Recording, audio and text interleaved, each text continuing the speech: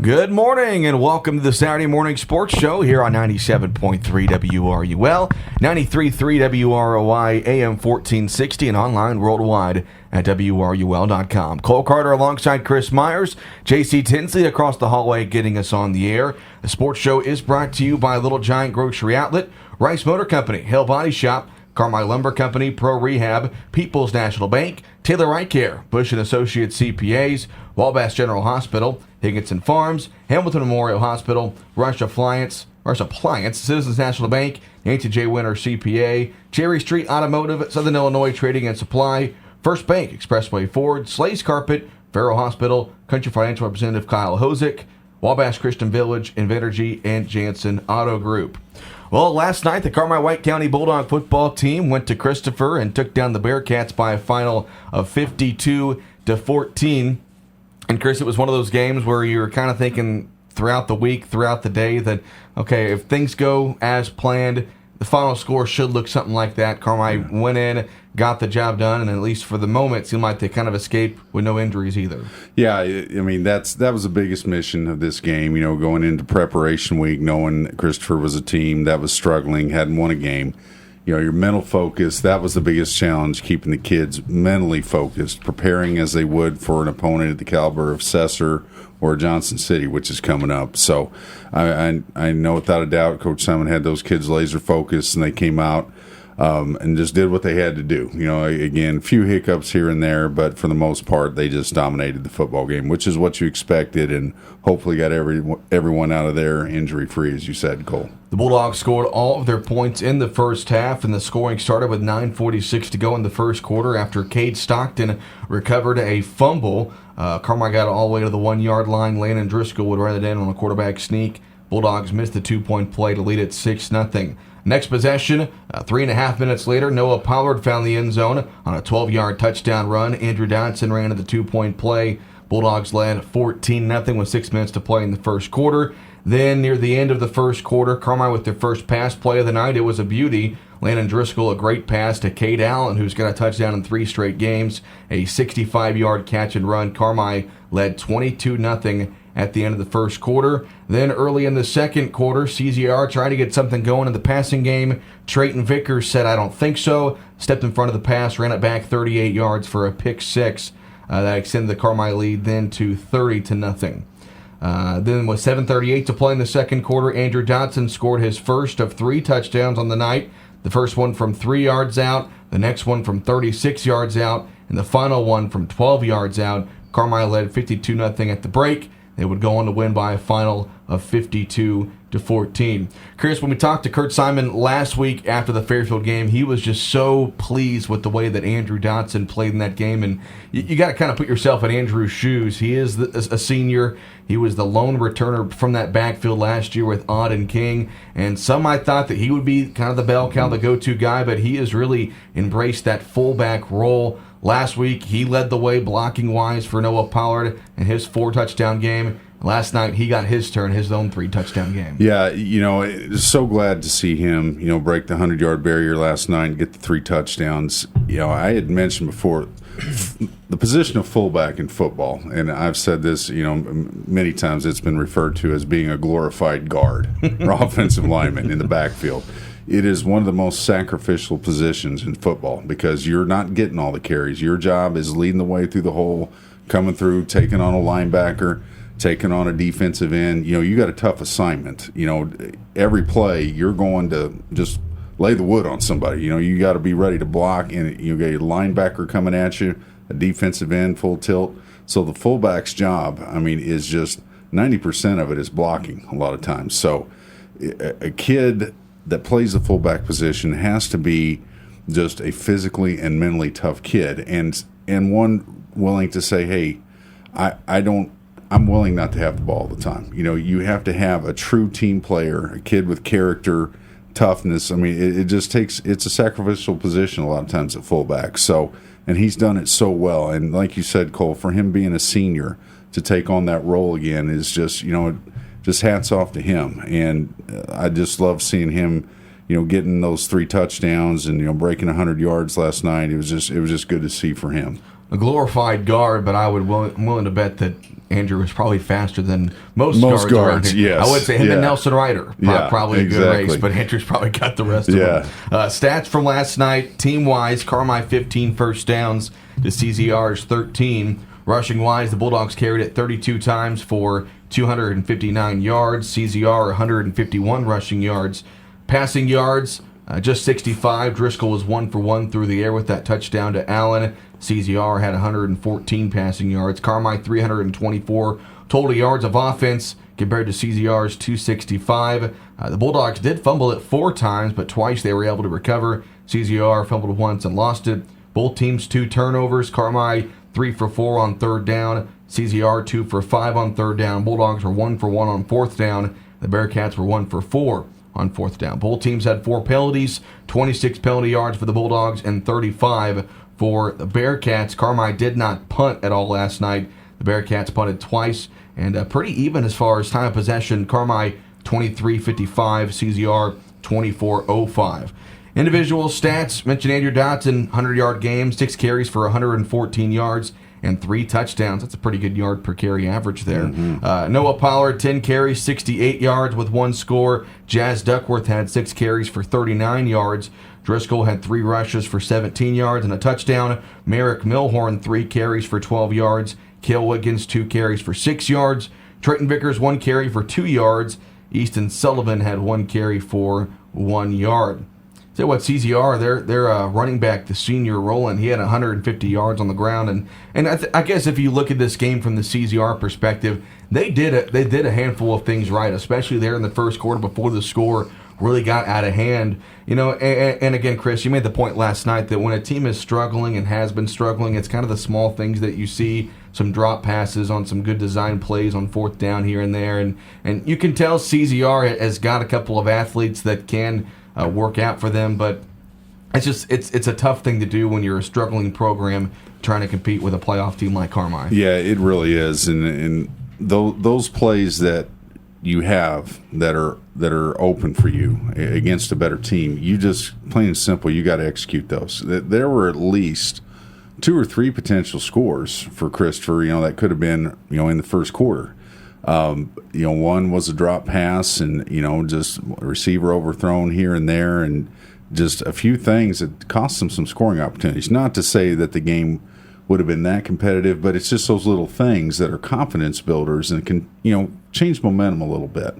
But, as I said, teams that struggle, they don't take advantage of those opportunities. And, their first drive of the night, you had a bobbled snap and Carmi recovers it. So, and that's what I meant by it's the little things that don't happen, that should for teams. And it just kind of piles on to, when you're struggling anyway. But again, talking about the Briar Rowland, that was one young man who you could just tell the fight in him from the first quarter to the last, and both sides of the ball. Yeah, too. he was a really good football player, the bright spot for them. But overall, just again, the Bulldogs did what they had to do, played really well, just took care of business. Again, just focusing mentally, getting up to play those games sometimes is difficult, but Carmi didn't show any signs of that and just really took care of business, did what they had to do. So again, the Bulldogs won it last night, 52-14, the final over CZR. The Bearcats fall to 0-6, and the Bulldogs become playoff eligible for the 3rd straight year,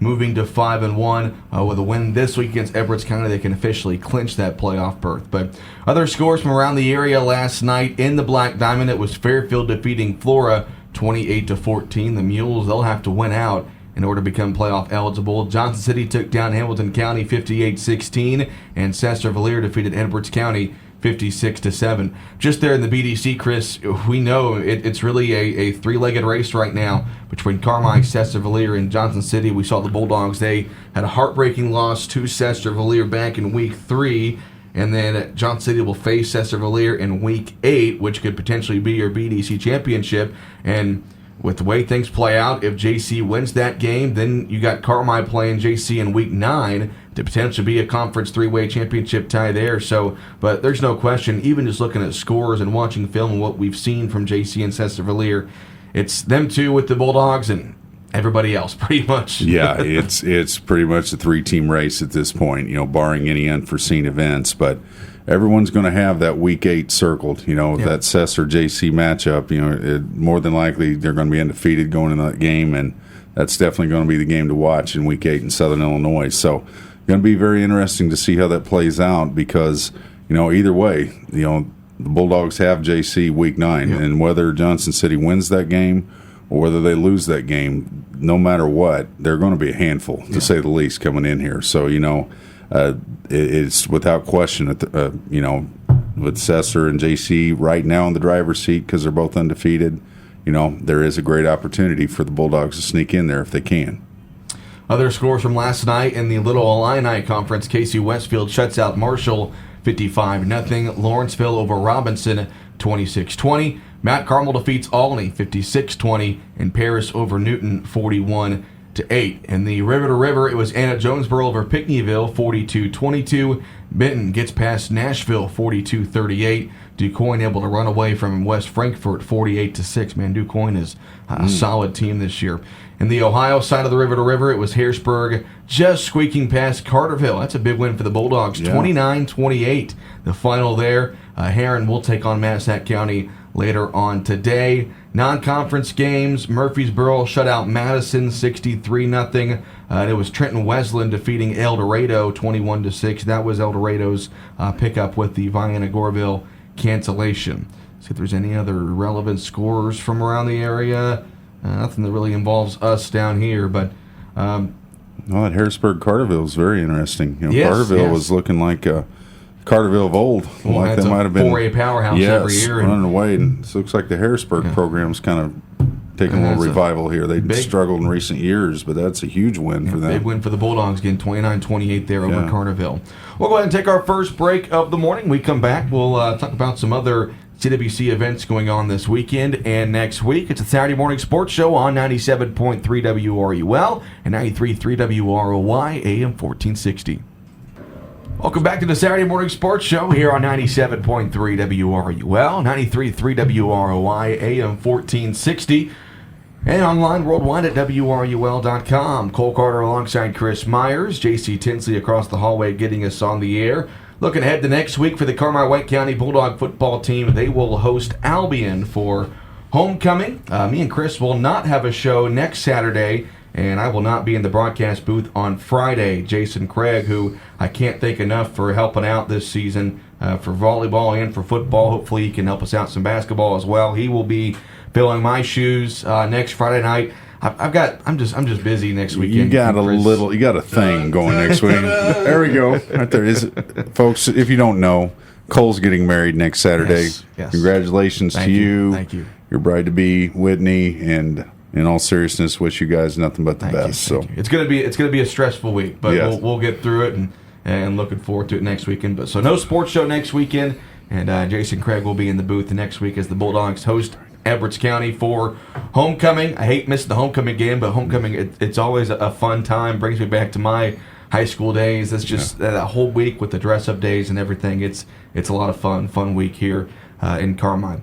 There is a couple of big football games going on here in about an hour and a half over at Harrington Jeffrey Sports Complex. The CWC Junior Pro football teams are wrapping up their regular seasons as they host Sesser-Valier. The 5th and 6th graders will start at 10:30. Chris, been a down year for them. They're 0-6, but they're not the only team looking for their first win of the year. Sesser-Valier is also 0-6, so best of luck to our guy Spud and those boys, hoping they can pull off the win today. Then the 7th and 8th grade team, man, what a year they've had. They have had a dominant season all the way to a 6-0 start.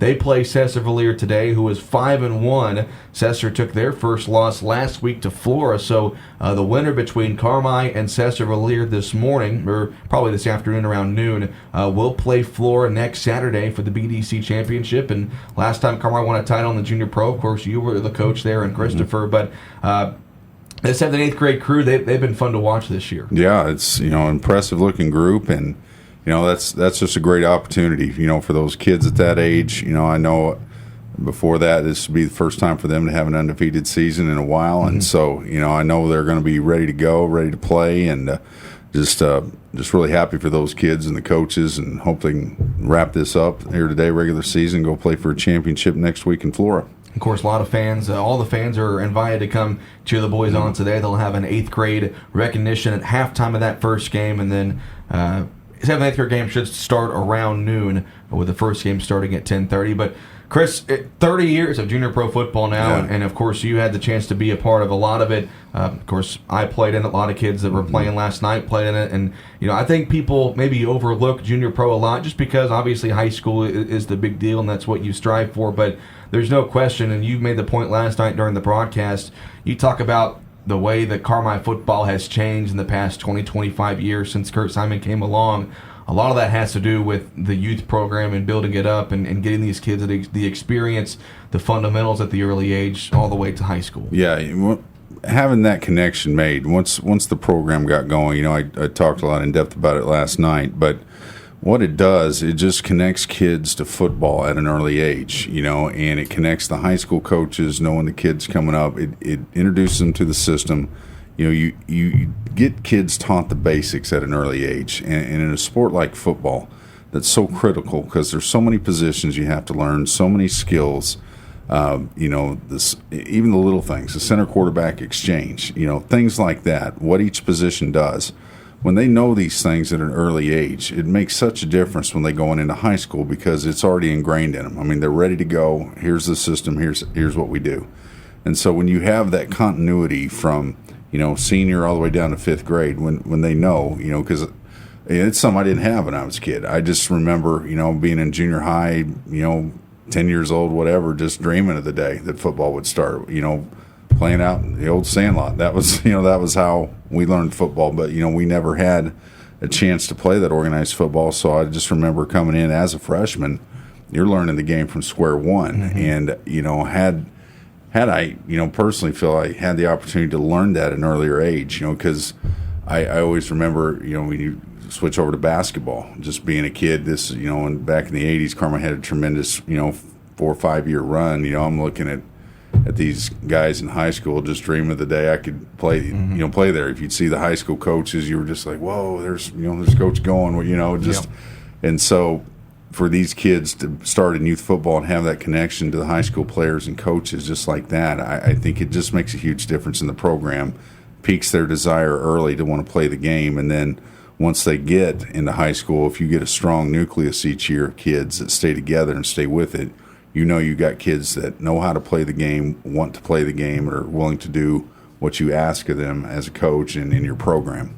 Well, you mentioned last night when we got there to Christopher, your last game coaching was these seniors now, the senior group for Carmi, they won a championship on that field there in Christopher. Mm-hmm. But that was a little bittersweet last night. That was. I tell you, that was something to see. I had said I watched Andrew Dodson carry that one off right tackle into the right corner of the end zone there. There was a play in that game in 2019 where he broke a similar run and got a score for us to give us the lead. And I just really had a flashback. So, yeah, it's hats off to the coaches that, all of them, like I said, Spud's been involved in it for almost pretty well the whole 30 years. And the sacrifice of time, I mean, it's volunteer work.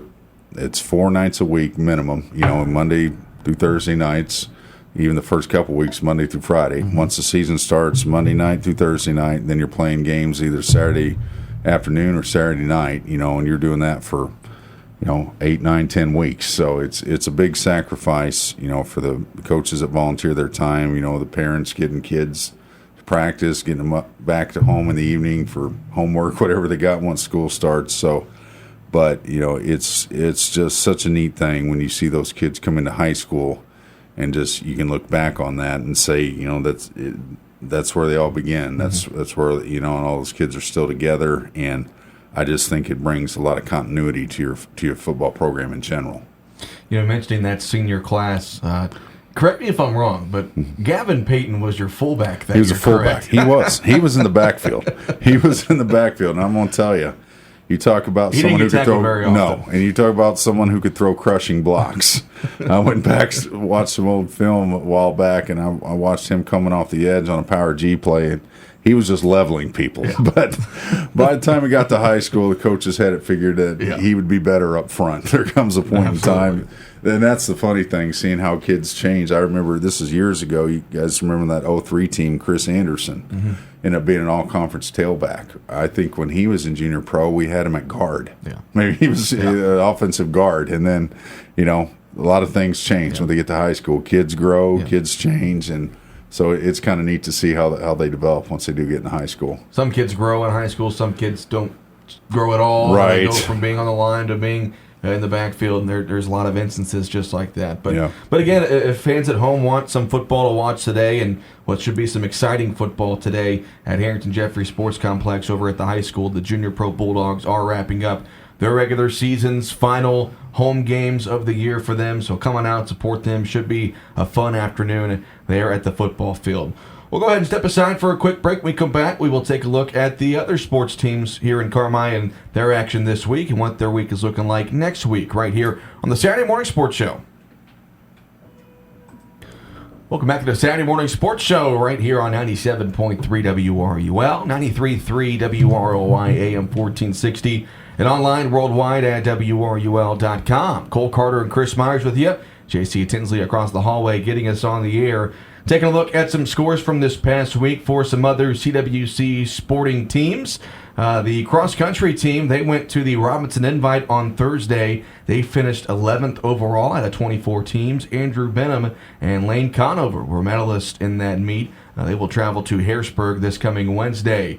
The girls tennis team, they're on a roll. They've won 5 matches in a row. They took down Heron 5-1 on Tuesday, and they won at Charleston 7-2 on Wednesday. They will have 2 matches this week, at Benton on Monday and at Salem on Tuesday for Chris Cordy's squad.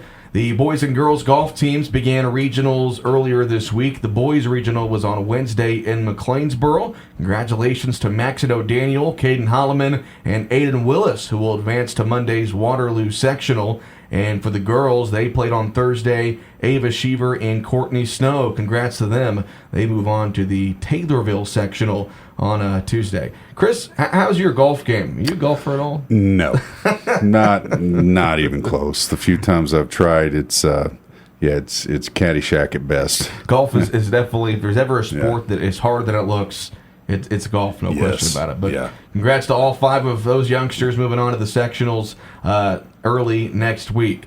For the Lady Bulldog volleyball team, man, they had a rough 3-set heartbreaking loss to the Fairfield Lady Mules on Monday, losing in 3 sets, 26-24, 19-25, and 25-23. That was on Tuesday. They did come back and beat Flora in 2 sets in dominant fashion, 25-5, 25-7 on Thursday. Chris, you and me were there on Tuesday at that volleyball match. That was exciting. That was a fun one for those of you that were there or watched it at home. Man. 2 of the top teams in Southern Illinois, 2 of the top teams in all of Illinois 2A went at it, and a couple plays here and there. Carmi wins that match, but it was a dandy for sure. It was just a slugfest, and just the atmosphere in that gym, that was without question the biggest crowd that was probably ever at a Carmi volleyball game for a home match, and what an electric atmosphere. Could have gone either way. It was a three-set heavyweight fight, and Mules just having to edge us by just a little bit, but those girls played their hearts out. It was fun to watch. We talked to Chris Lucas here on the show a couple of weeks ago, and he had that game circled on his calendar for a long time. What Chet Snyder, Fairfield's coach, has done over there the past decade or so, he has really turned that into a dominant program, and Carmi starting to head in that direction as well, especially the last couple of years. They even beat Fairfield in that regional championship 2 seasons ago, but they're going to play again. They'll play twice in the regular season. They will play in Fairfield later on in the season. They are in the same subsectional, so a chance they could see them again come sectional time. I don't think they'll get put in the same regional because they'll probably be the 1 and 2 seed, but a good chance Carmi could see them again down the road come sectionals. Jason Craig had the chance to chat with Chris Lucas after Tuesday's match. For those of you that watched on the WRUL Sports YouTube channel, here's what Coach Lucas had to say. Chris Lucas joins us now, and Chris, I've been there, we've been there. We've been in as a player. We've been there as a witness. We've been there as a coach. It's a bitter pill to swallow right now. Yeah, it's really tough right now. I mean, I was talking to some people about that's probably one of the best high school volleyball games you're ever going to see. I mean, you got two really good teams, evenly matched teams. 1 point or another either way, and the game changes. I mean, it's just unbelievable. We've had a ton of people here, a great crowd on both sides, and we couldn't have put on a better show. I mean, Fairfield's a great team, and I'm certain we're going to see them down the road somewhere. I know we play them again on their senior night, and then probably in the postseason there's a good chance we're going to see them too. So, just an unbelievable match. I hate that our girls came out on the losing end, but I told them in the huddle how proud I was of them because we could have folded there in the third set when we got down 4 or 5 points, but we battled back and were right there in the end, had every chance to win. Well, again, another great team effort there, and something I noticed in having been in your spot before years ago when Carmi teams were in the big games and it's that 1 point margin of error and everything. In the past, girls kind of hold back and like, okay, you guys make the mistake. We're not going to make it. Your girls stayed full throttle all the way through. Yeah, they were swinging just like it was the first point of the first set to the very end. And that I tip my cap to because that's hard. You teach it, you preach it. These girls execute it. Yeah, they do it because, we've talked to them over and over again about how you can't be scared in big moments. If you're going to short arm a serve or you're going to roll shot or tip something against a team like Fairfield in big moments, you're getting Emerson Robbins right back, in your throat. And so these girls really don't have any fear. It doesn't matter to them how many points they get down, who we're playing. We feel like we can come back from any deficit that we're at. And you're right. A lot of times in the past, our girls have tightened up whenever it's been big moments. But, I mean, we didn't. I mean, we made a few mistakes, but don't get me wrong. They forced us to make some of those mistakes, too. I mean, there's not a better high school volleyball player in the area than Emerson Robbins. I mean, when I don't know how many kills she had, but it was a ton. And when she's swinging from the back row and, we're having trouble with our defense digging balls up, and we're one of the better defensive teams in Southern Illinois, you're dealing with a special player. Well, and a lot of times when you play a team with someone maybe not the same caliber as a Robbins, but a decent go-to player, oh, she's serving. Okay, I got 3 rotations to do my damage. With her, it doesn't matter. If she's on the court, she's causing damage one way or the other. Yeah, there's no rest. I mean, usually you have at least 1 week rotation that the other team's in, but they don't have one because she can put the ball down from anywhere in the floor. And so we knew she's going to be a load, and she was. And even with all that, we still had every opportunity to win this game. And we're 24-21 in the first, and just had some. We just stopped. We didn't serve receive for about 4 points in a row, and lost that one. And I told them in the huddle, you can either tuck your tails and get blown out here in the second set, and we get down 3-0. I call timeout in second, and then from then on, it's like the girls. There's no. I mean, in years past, I've had kids that would just melt whenever I'd get on them in the huddle, but now they took that as a challenge. We come out and win 25-19 in the second, and the third set's back and forth, and it, like I said, 1 point or the other here or there, and it could have gone either way. But what a tremendous match, and like I said, I'm glad we gave everybody their money's worth tonight because there was a great crowd here tonight. It was definitely it lived up to the billing without a doubt. So you got to put this one in the trash can, and you got to get ready to go back and finish the rest of the circuit here. You got Flora coming in here. The opportunity's there. It's just the road's going to go through the Mule Barn later on, and you really got to keep the ladies in focus and no trap game. There is no trap game. No. Every game is meaningful here on out. Yeah, and they understand that, and they realize that there's a target every time someone plays us. If an inferior team could beat us, that'll be their season. And every team is going to give us their best effort every night, and can't overlook anybody. We've got Flora, and then I think we've got I don't remember. I know we play Hamilton County over there. That's a very difficult place to play. They played us tough this year, and so yeah, you cannot let down. You can't look to that last conference game on their senior night yet. You've got to take one game at a time and continue to take care of business. And I told our girls, I said, it's the same that I've been preaching all year long. It's not the skill that we're lacking in. It's every once in a while we will have a mental error. We forget where we're supposed to pass to, or forget who we're supposed to set, or whatever. And that's not on one player.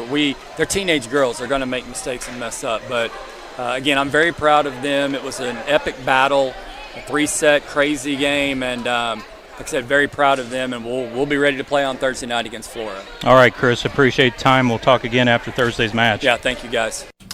And that was Jason Craig and CWC volleyball coach Chris Lucas after Tuesday's hard-fought loss to Fairfield that did end up winning in dominant fashion on Thursday against Florida, 25-5 and 25-7. Like they said, actually the freshmen and sophomores are taking part in the Wayne City Invitational today, the JV volleyballers, so good luck to them. But next week they will travel to Hamilton County on Tuesday. Then they will host El Dorado on Thursday. Fans will be able to watch that Thursday match on the WRUL Sports YouTube channel. Real quick before we take our final break today and move on to our national sports segment, Chris, I don't know if you saw this on Facebook, but it's something that I saw, and I said I've got to read this on the air on Saturday. So this past week was regionals for boys and girls golf, and there was a golfer from Benton. Some of you maybe have seen this, if I can find it here, by the name of River Stilley. I hope I pronounced that correctly. River Stilley. Listen to what his day was. I believe this was on Wednesday. Shot a hole-in-one there in regionals. Broke the state record for the best round of golf in an 18-hole regional match. Shot a 62 in 18, which is unreal. So he did that in the golf match. Hole-in-one, broke the state record. Then on the way home, the team's bus had some problems. He got out, helped fix the team bus to get them back home. And when he got back to Benton, he helped put out a fire with the Benton Fire Department. Wow. You talk about well-rounded kid. A whole day's worth of stuff right there. I saw that, and I thought that is the most unreal thing I've heard in a long time. Wow. That is, talk about a well-rounded individual. You know, the hole-in-one, I think I might do that the old Nintendo golf game. Maybe it's to do that and then win, and then, wow, what a great kid. Yeah, I had to throw that out there. That was pretty impressive. But yes. We'll go ahead and take our final break of the morning. When we come back, we'll run through our national sports segment right here on the Saturday Morning Sports Show on 97.3 WRUL, 93.3 WROI, AM 1460. Cole Carter, Chris Myers with you right here on the Saturday Morning Sports Show on 97.3 WRUL, 93.3 WROI, AM 1460. J.C. Tinsley across the hallway getting us on the air. And, of course, he had to remind us that baseball season is not over yet, at least for his Astros. Us Cardinal fans are happy that it's the final week of the season. But I will say, when during the summer, obviously when baseball is the only sport going on, I'll get pretty invested in the Cardinals. But when it's a season like this, I don't think I've watched a Cardinal game in about 2 months. But postseason baseball, I think, is very underrated. People, obviously football is great. I think it's the best sport out there, but you get postseason baseball, the World Series, those big matchups. It's fun to watch. Yeah, it is, and I think I read on ESPN the other day, it's the first time in how many years where either Cardinals, Yankees, or Red Sox won't be in the postseason. Yeah. Well, those three teams are all out, so it's just kind of a weird year. Definitely bizarro world this year when it comes to that. We'll take a look at our terrible 10 picks from a week ago. I was able to edge out Chris. I went 7-3. He went 5-5. Had a couple of hiccups on his NFL picks, so maybe your magic touch is maybe washed off a little. No, that's just they're disappointing me. I say that's what's that, happening. Those teams are letting me down. That's what it is. Yeah. That's what it is. So we'll run through our picks for today. 5 college games going on later on this afternoon, and then 5 NFL games to be played tomorrow. We will start off, if I can write this down, we will start off with the 5 college games today. First one, number 22, Florida at Kentucky. I will take the Gators here. I wanted to go with Kentucky at home, but, I mean, their schedule is just, the first 4 games they played were just such cream puffs. Mm-hmm. You know, I think Florida's going to go in there and take that one. All right, so both picking Florida. Number 24, Kansas at number 3, Texas. Of course, the Longhorns, that big one over Alabama a few weeks ago. Hook 'em horns. I'm going Texas here. Well, and what Kansas has done, you know, Absolutely. to turn around an absolutely horrible franchise, or program into a winner these past 2 seasons, and now ranked in the top 25 is nothing short of incredible. Yeah. But boy, Texas just looks like a machine this year, ranked 3. That's a pretty big task for the Jayhawks, so I got to agree with you and go with Texas. That game is at Texas. One that piques some local interest, Illinois at Purdue. Both teams unranked. I will go with the Fighting Illini here. I'd like to be loyal, but I'm going to have to give the edge to Purdue in that one.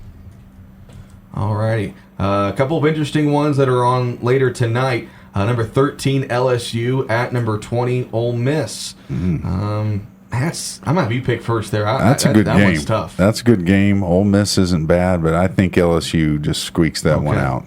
So Chris will go with the Tigers. I'm just going to have to pick with the home team here, the Rebels. Lane Kiffin may pull something out. I thought if he was going to make – they had their chance to make a statement last week against Alabama, and they kind of laid an egg there. Yeah. So I just think LSU would just have just enough. That's fair. I'm betting a bounce back there from the Rebels. Last college game, who thought Duke was a football school or a basketball school? They're number 17, and they host Notre Dame. Notre Dame, that crushing loss last week against Ohio State. An inch. Did you watch I watched that game. And they had 10 players on the field during the last 10 players on the field. Notre Dame, I mean, how many times 3rd and long, 4th and long, and just couldn't get them off the field. And the last play, 10 players. And I was looking, I saw how their defensive line was shifting. I'm like, they have no one over the guard or tackle. I mean, you could have walked in, and they still just got it by an inch. Brian Weaver, if you're listening, I'm sorry for that flashback. Yeah, that was bad. I will go with Notre Dame. They're going to bounce back and win this one at Duke. I know this one could cost me, but I'm just going to say Duke manages to pull the upset here. Okay, all right. Duke is really, what they're doing is nothing short of incredible. A basketball school, another, just like Kansas, Duke having another fantastic football season. So who would think Kansas and Duke would be ranked in the top 25 in football in the same year? So I'll go with the upset. NFL games going on tomorrow. The first one is one of the annual London games. This will start at 8:30 tomorrow morning. The Falcons at the Jags. And the Jags looked rough last week. Falcons lost to a good Detroit team. London is like Jacksonville's second home, though. This is a home game for them. I'm going to go with the Jaguars here. Yeah, same here. I think they're going to bounce back. Yes, I think Trevor Lawrence will get things going. Big battle in the AFC North. The Ravens at the Browns. This is interesting. Ravens, a bad loss last week to the Colts. Cleveland looks pretty good so far. I'm going to do the home team here. Give me the Browns. I'm going to say the Ravens bounce back. Browns lost Nick Chubb, so that's kind of a big blow to their offense. Battle of 2 0-3 teams. The Vikings at the Panthers. I told you before the show I'm going to pick the Vikings, and if they lose, I'm never going to pick them again. I'll agree with that. I'm going to give them one more chance, and then I'm done. It'll be 3 and out. Another battle of 2 0-3 teams, the one that's been a meme on the internet all week long, the Broncos at the Bears. Who would have thought that would be the toilet bowl of the season to this point?